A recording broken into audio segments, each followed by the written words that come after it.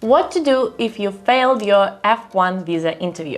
Hi there, my name is Maria Gurjeva. I'm the founder of StudyAmerica, and we help international students from all over the world get accepted to top US universities. In this video, I would like to talk about F1 visa and specifically about the F1 visa interview, what can go wrong and what to do if everything went wrong. Let's not give up right here, but watch this video and discuss what to do if things went wrong and how to solve that situation. Let's go. What can go wrong on the interview? Well, first of all, the visa interview, the consul on that interview wants to see that the goal of you going to the United States matches the type of the visa.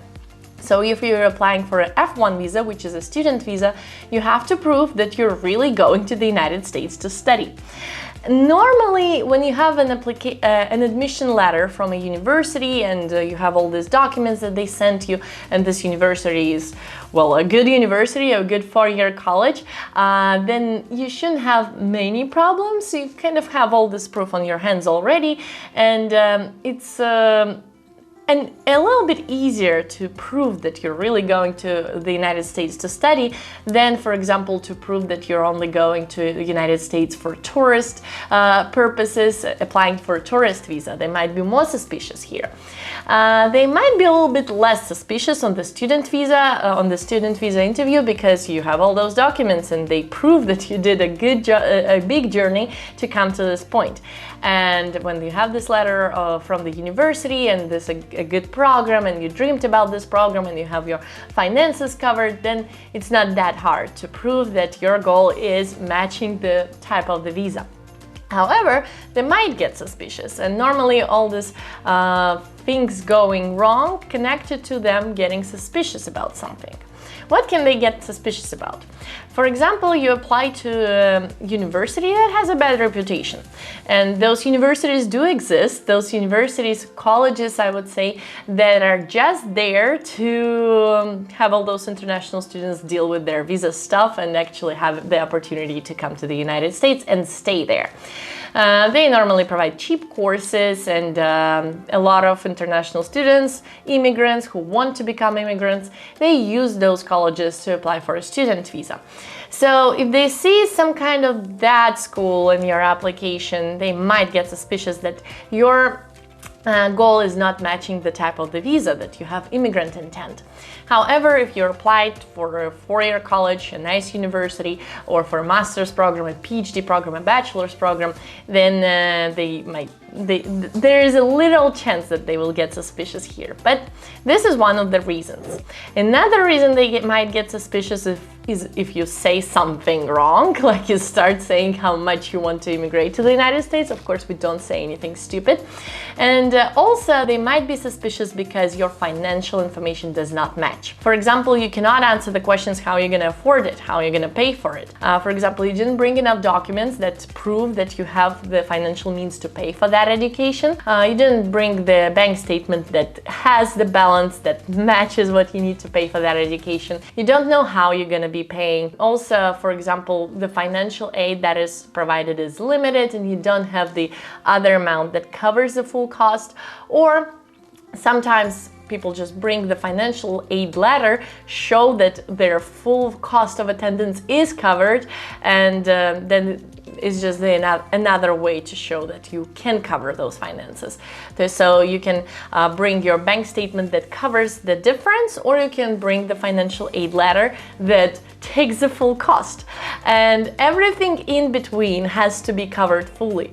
So everything that is bigger than the financial aid package that you got, that makes the difference of the cost of attendance, you have to cover it by your bank statement. You have to prove by your bank statement that you have the means to cover that difference. Sometimes people fail to do that. Sometimes something is wrong with their financial documents, and this is a no-no. And if you want to apply to a US university and get accepted and get to that point of dealing with the visa, please come to my free masterclass where I talk about all the steps necessary to take in order to get to a university of your dream in the United States, and also get financial aid. I'll talk about the cases of my students and I'll share my knowledge, my secrets, my tips, so that you can have the entire strategy of reaching your dream. Definitely check out my free masterclass. The link is in the description. Other reason that can go wrong, what can go wrong is just people being super nervous.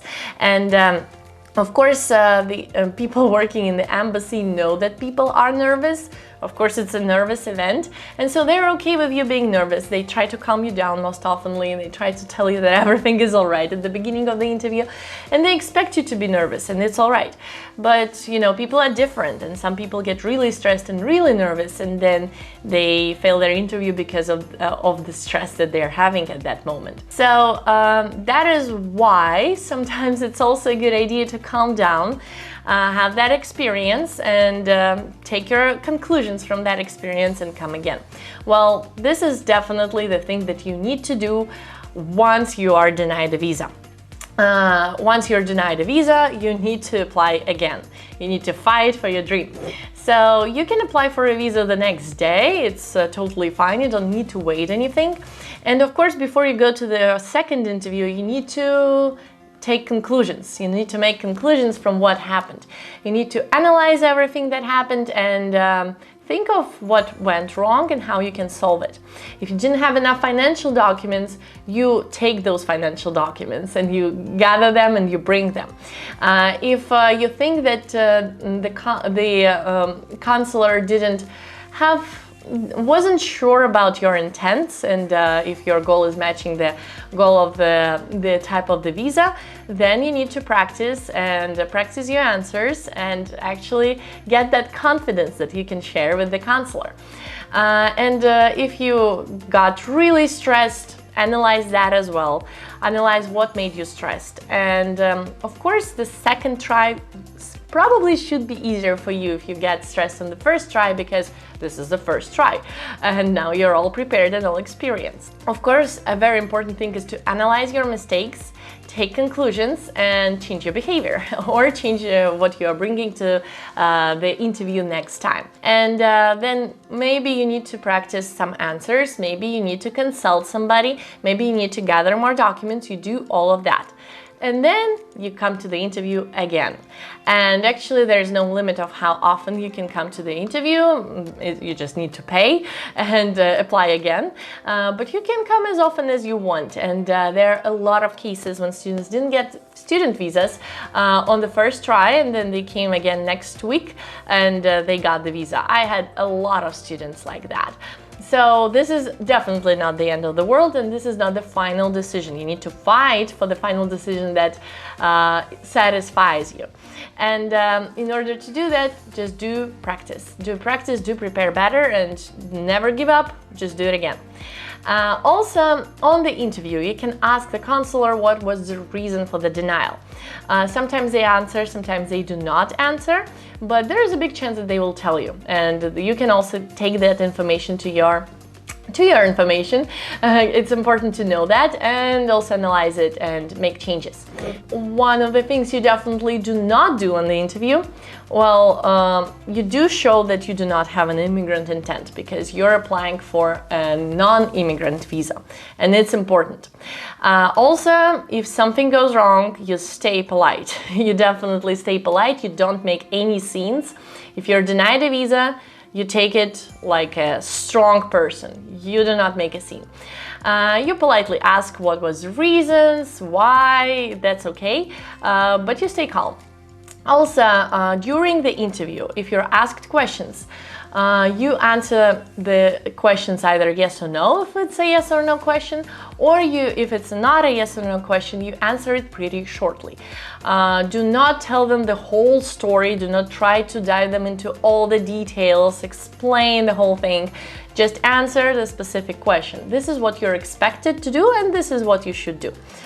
So if you're a very talkative person, here you have to be strict and short and concise and straight to the point. Also a good tip for the interview. And I wish you good luck, because the denial in a visa is definitely not the end of the world. It happened to a lot of my students and they got their visas from the first try. It also happened to me, and I was once denied a visa and then I just applied again and I got my visa. So it's okay, it's just made your journey a little bit harder, but you will solve it. And I believe in you. And if you like this video, please press the like button and share your thoughts in the comments. And subscribe to my channel, there are a lot of very useful videos about applying to the United States. Thank you so much for watching, and I'll see you in my free masterclass and in the next videos. Bye bye!